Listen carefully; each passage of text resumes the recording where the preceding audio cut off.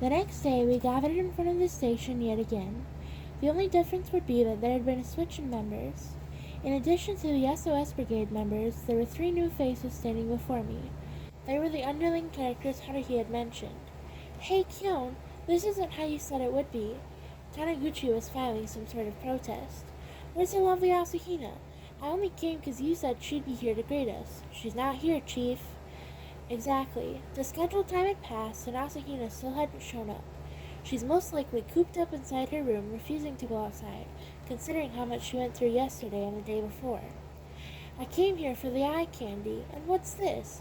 All I've seen so far is Suzumiya's pissed off face. This is a scam. Shut up. Why don't you look at Nagato or something? In any case, that outfit really suits Nagato, Kunikita commented in a carefree tone. He would be the second underling after Taniguchi. The night before, I had just gotten into the bathtub when Haruhi called.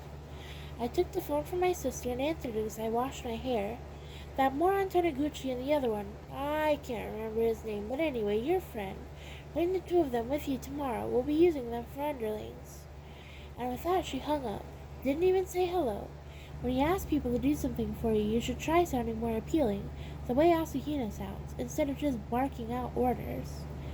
Once I was done with my bath, I called Taniguchi and Kunikita to ask if they had any plans for the weekend, and the Birdside duo immediately consented to come. What do you guys usually do on the weekend? Maybe Haruhi thought that the 2 guys by themselves wouldn't make for much of a shot, but whatever the case, she had prepared another extra. That person was currently bent over, peering into Nagato's face under her wide-brimmed hat. With a toss of her long hair, she stood straight and greeted me with a smile. Kyon, what's happened to Mikuru? That cheerful girl was Surya, Asahina's classmate. According to Asahina, she was a friend from this time period, so I would assume she doesn't have a weird background. Back in June, when Haruhi was like, let's enter a baseball tournament, and we needed more people, Asahina brought this normal second-year female high schooler. Oh yeah, Taniguchi and Kunikita were also around for that one. My sister too, while we're at it. Surya bared her healthy white teeth for all to see. So what are we doing? I was told to come if I would happen to be free. What's it say on Suzumiya's armband? What's she gonna do with that video camera? Why is Yuki dressed like that? She fired the stream of questions in rapid succession. By the time I had opened my mouth to respond, Surya had already moved on to Koizumi. Whoa, Koizumi, looking sharp today. Busy person. Still, Haruhi could give Surya a run for her money when it comes to hyperactivity. Pretty impressive how she could yell into her cell phone so loudly this early in the morning. What are you talking about? You're the star. 30% of this movie's success is riding on you, though the other 70% depends on my talent. Whatever. What was that? Your stomach hurts? Stupid. That excuse is only going to work in grade school. Get your ass down here right now, within 30 seconds. It would appear that Asahina is suffering from an onset of hikikomori syndrome. It was inevitable. Wouldn't be the least bit surprised if the mere thought of having to endure yet another day of torture would be enough to emotionally induce stomach pains, since she's a timid person. Sheesh. Haruhi hung up in a rage with a look on her face like a butler about to scold a child for not using proper table manners. She needs to be punished. Don't be like that. Asahina, unlike you, just wants to live a quiet life. You could leave her in peace on Sunday at least. That's what I think. Of course, Haruhi wasn't going to listen to any selfish request from her leading actress. This female director kept a short leash on her star, even when she wasn't paying her a penny. I'll go pick her up. Give me that bag over there. She snatched a clear bag containing the costumes and sprinted off to the taxi stand. She then pounded on the window of a parked taxi until the door was opened, before jumping in and riding off somewhere. That's right. I don't know where Asahina lives, though I've been to Nagato's place a number of times. I can understand how Asahina feels. Koizumi had moved to stand next to me when I wasn't paying attention. Surya was with the Joker combo from my class saying stuff like, "Hey, it's been a while," as they bowed and fawned over her. Koizumi smiled as he watched them. After all, there's an impression that she may actually become a real transforming heroine at this rate. Anyway, the laser rays were definitely over the top. What wouldn't be over the top? Let's see, something on the level of breathing fire from her mouth would be simple to set up. Asahina isn't supposed to be a monster, performer, or evil wrestler. What if her lovely lips got burned? Nobody could possibly shoulder the responsibility for that. Don't tell me you're already planning on taking responsibility for her. Not at all. The only time I would ever feel responsibility would be if I were to allow the Celestials to run wild. Fortunately, that has never it happened once, didn't it? I must thank you for your actions during that time. Your help allowed us to get through the incident. Half a year ago, the world had been on the verge of being destroyed. Thanks to excruciating physical effort and exhausting mental exertion on my part, the world was able to hang on by a thread. I figured it wouldn't be odd to expect world leaders to send me thank you letters, but I have yet to hear from any embassy staff. Well, it'd be a problem if they did actually show up, so I'm not really hoping for anything. I received a reward last time in the form of an embrace from a sobbing Asahina, and when I thought about it, that was more than enough. It wasn't like Koizumi saying thanks was going to make me happy. About Mikuru Asahina, don't use her first name, it gives me an unpleasant feeling. Excuse me. About Asahina, it appears that we will be able to avoid having her emit odd rays. How'd you manage that? Are you just being really optimistic and assuming Haruhi didn't prepare a spare color contact? No, it's already been taken care of. Nagato is very cooperative. I looked over at the unmoving girl staring at shops in front of the station before looking back at Koizumi. Well, what'd you do to Asahina? There's no need to look angry. We merely eliminated any exposure to laser. I don't really understand it myself. Nagato, unlike the other TFEI's terminals, speaks very little. I simply requested for her to remove any risk of danger. What's TFEI? An abbreviation we arbitrarily assigned. It's not exactly vital information. However, I believe that Nagato stands out, even when compared with the rest of them. I believe she may serve another purpose beyond a mere interface. What else would the tight-mouthed bookworm do besides observe Haruhi? Ryoko Asakura would be missed by more people. Not that I miss her, though. After 30 minutes, the taxi Haruhi had taken returned. Waitress Asahina was in tow, looking as glum as she did yesterday. Haruhi was getting a receipt from the driver. Maybe she intended to write off the taxi fee as an expense. Taniguchi and Kunikita were holding some kind of discussion as they watched. The other night, I'd gone to the convenience store and was on my way back when I passed a taxi. Huh? And then I noticed that the taxi sign on the roof looked like it said love. Wowzers. But the taxi sped off before I could get another look. That's when I realized love is what I'm missing right now. Maybe it really did say love. It must have been a private taxi. To think that we have to ask the two idiots engaged in such a ridiculous conversation for help. We must really be scraping the bottom of the personnel barrel. If I were to compare Taniguchi and Kunikita to nickel alloy, then Surya would be platinum. They're about as different as fireworks in Apollo 11. Hey, Mikuru, who do you think you are to come by taxi? Surya was pretty psyched up, but it was at a mild level, nowhere near Haruhi's crazy natural high. You could say that Surya was still grounded within the realm of the normal world. Wow, amazing, sexy! Mikuru, what's the place you're working at? Must not allow anyone under 18 inside. Huh? Aren't you only 17? Oh, right, you're not a customer, so it's okay. Asahina's eyes, puffy from crying, were their natural color. Looks like they're out of color contacts. Haruhi dragged a petite waitress out front.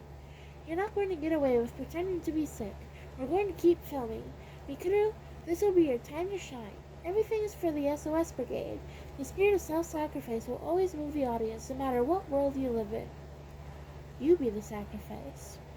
There can only be one heroine in this world. It really should be me, but I'm giving up the seat this time as a special service. At least until the cultural festival's over. Nobody in this world accepts you as a heroine. What's this? Race Queen? Some kind of character? Oh, that's it. Let's use this for the yakisoba cafe at the cultural festival. A bunch of customers will come. I can understand why Asahina wanted to coop herself up in her room. No pitcher's going to stand on the mound when he knows a rally's about to start. Asahina slowly raised her head and looked at me with the eyes of a martyr begging for salvation before quickly looking away. She let loose a soft sigh before offering a wan smile and dragging her feet over to me. Sorry I'm late. I was looking at the top of Asahina's head as she bowed down. Nah, I don't really mind. I guess I have to pay for everyone's lunch. No way, don't sweat it. I'm sorry about yesterday. It looks like I fired some kind of optical weapon without realizing it. No sweat, I was perfectly fine. I took a quick peek. Nagato was standing around absent-mindedly with the star-tipped antenna in her hand. Noticing my reaction, Asahina lowered her already soft and fine voice. I was bitten. She rubbed her left wrist. Bitten by what? Nagato, she said something about injecting nanomachines, but it looks like my eyes will no longer emit anything. What a relief. Which means I don't have to worry about getting sliced up, huh? Still, it's hard to picture Nagato biting Asahina, so what exactly did she inject? It was last night. She came with Koizumi to my home. Koizumi, in charge of keeping an eye on the equipment, was talking to Haruhi about something. I would have loved to have come along. Invite me to these kinds of things.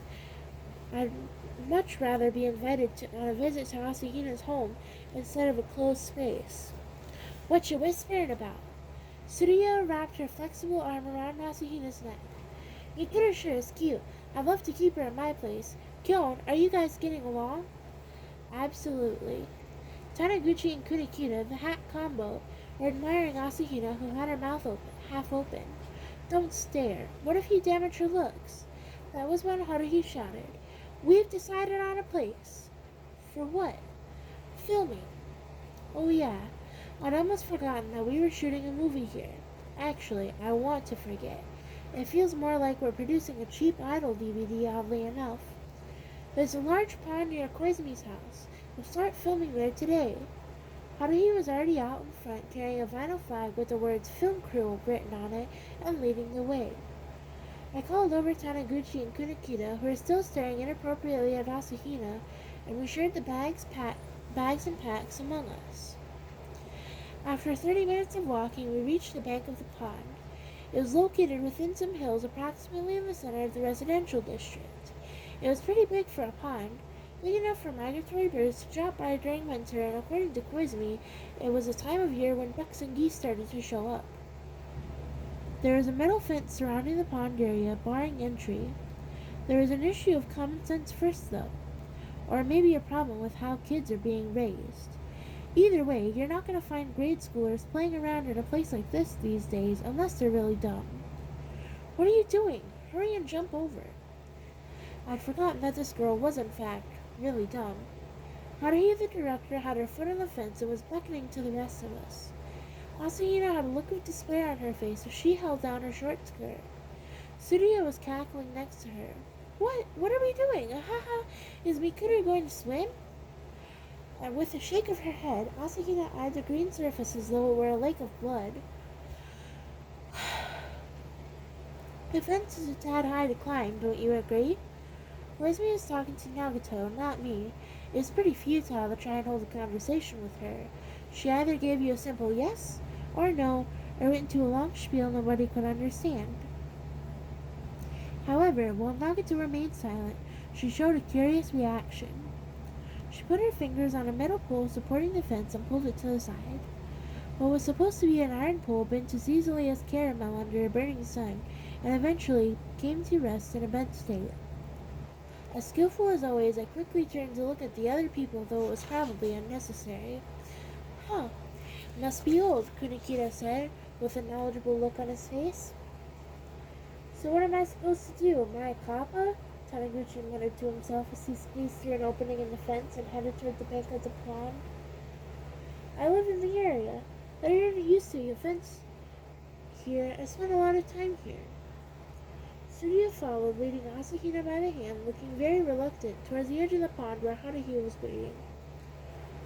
The three extras weren't concerning themselves with any small details. That's a big help. Koizumi smiled equally at both Nagato and me before he slipped through the fence. Nagato, looking like a black mage, passed in front of me like a ghost.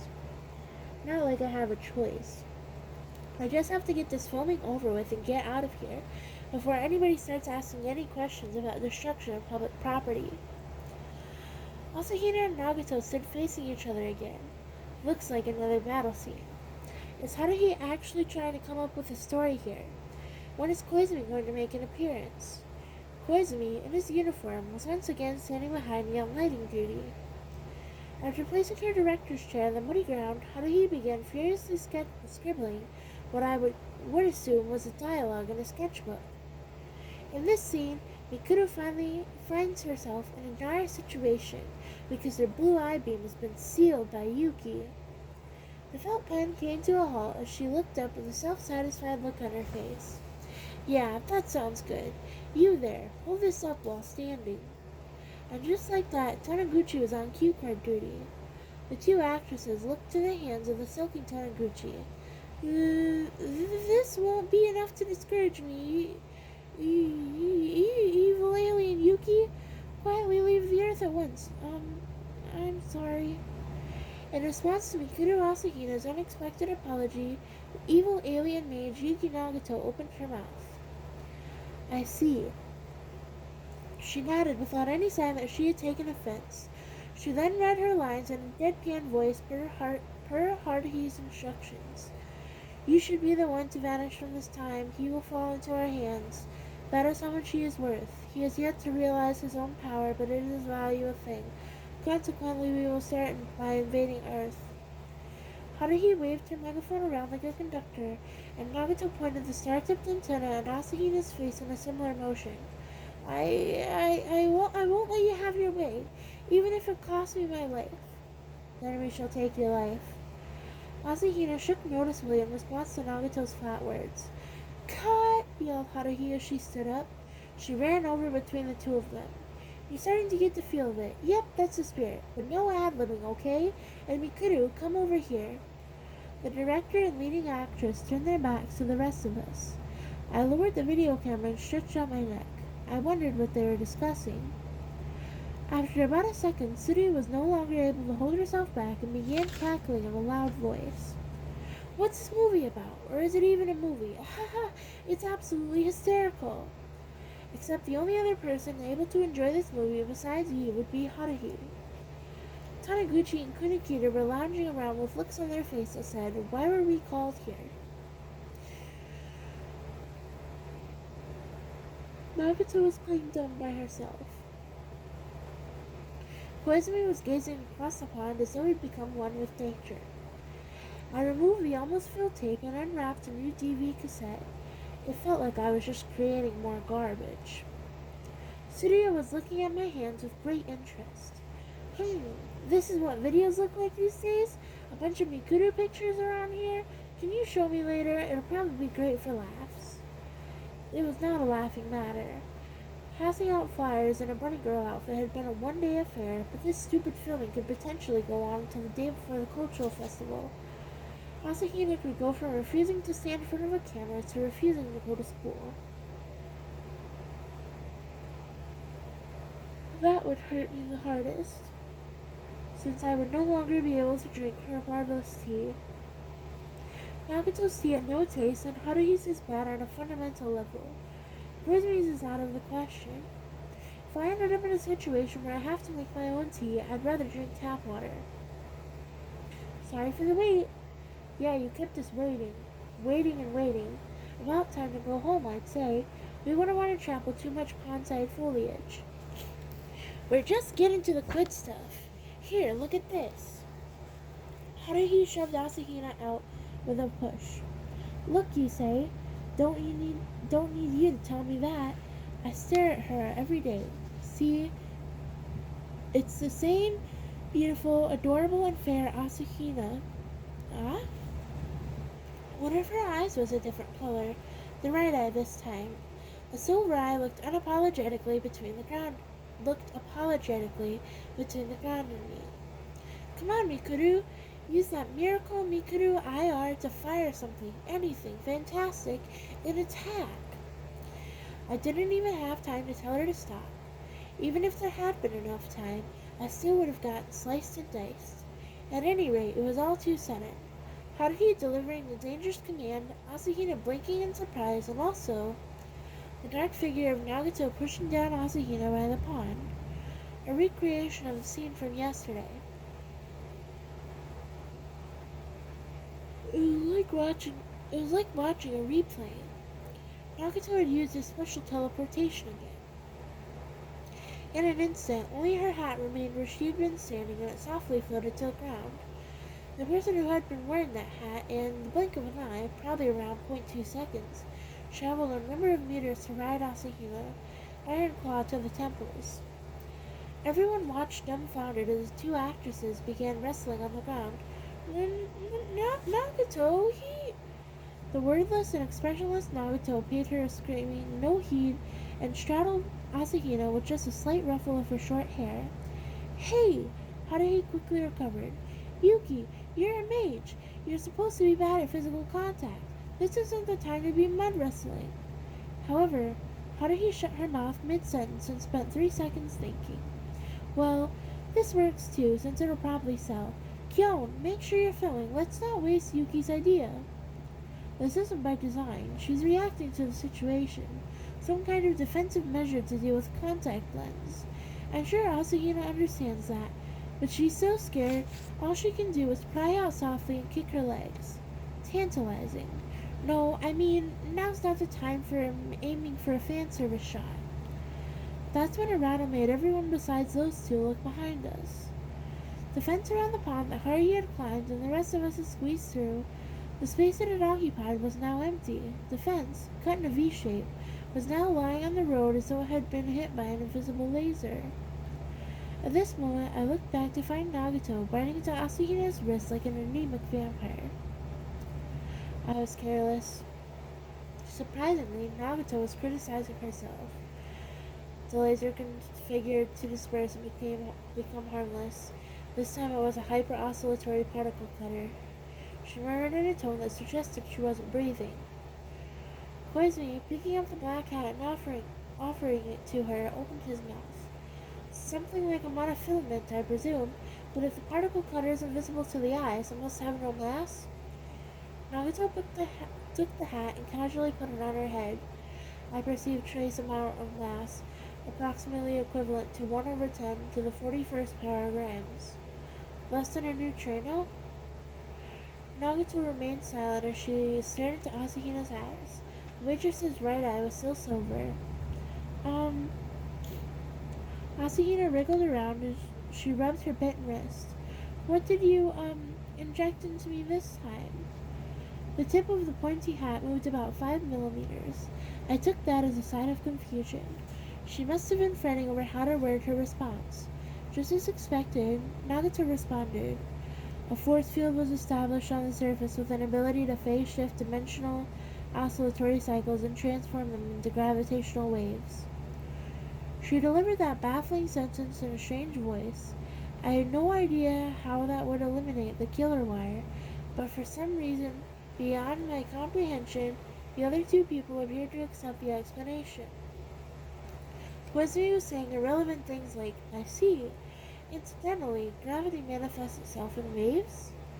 Nagato probably also thought his question was irrelevant, so she didn't give him an answer. Koizumi shrugged like it was some kind of signature pose. However, we certainly weren't careless. This was also my responsibility. I was only expecting laser beams to shoot from her eyes. Fire something, anything fantastic were her words, I believe. It seems other people aren't allowed to follow Suzumiya's train of thought. She's an amazing person. Follow her train of thought, more like she's already lapped the rest of humanity multiple times. A whole 3 laps even. And you can feel the pressure as she creeps up from behind. It's so intense that at first glance a person in the stands might be confused and assume you were on the same lap. That's something only the people racing the circuit would know, and Haruhi isn't known for going easy on the pedal, be it an S-curve, a Degner curve, or a crisscrossing one. And on top of that, she's the only one with the boosted ramjet engine, which allows her to keep going forever. She set up the rules so that nobody could keep up with her, even if they wanted to, and she has no idea that this whole thing is fixed. When matters are this serious, you can't just laugh it all off because she happens to be clueless. Well, fortunately, said Koizumi, everyone appears to have accepted that the fence had deteriorated due to poor maintenance by local government. I'm glad the matter didn't get out of hand. I glanced at the pale face hidden under the hat. Yuki'd shown us her palm, which looked like it had been sliced up by a whirlwind. A picture gruesome enough to scare people who can't stand pain, except it was healing so fast, as if it never happened. I looked over the second group, standing some distance away. Haruhi and the haphazard trio of extras were watching the videos on the camera and shouting in a melodic voice. Or that was all just Surya. What do we do? I asked. I feel like there's going to be a disaster if we keep filming. However, we cannot simply call off the movie, Koizumi replied.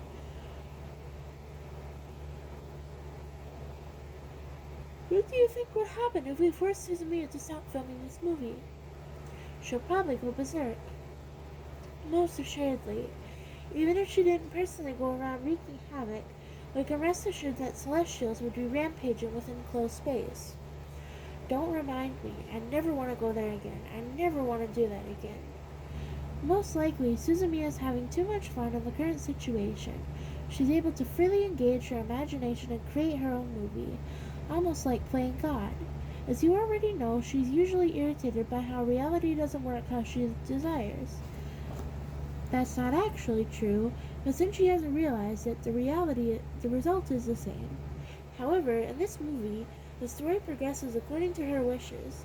Anything is possible. Suzumiya is using this movie as a medium to reconstruct the world. She's as selfish as ever. You can't have what you want unless you're extremely rich or powerful. Go become a politician or something. As my face cycled through a variety of grimaces and frowns, Koizumi continued talking with a smile on his face. Of course, Suzumiya is not aware of that. She believes that she is creating a fictional world within the movie. Her earnest passion is focused with the production of this film. I would presume that her passion is so great she's unconsciously affecting the real world. It's just like rolling a die that only has negative numbers on it. We can't just continue filming and let Haruhi's delusions run wild. We can't stop filming and put her in a bad mood. Both choices lead straight to bad endings. Nonetheless, if we must continue between the two, I would prefer to continue. Give me a good reason why, I asked.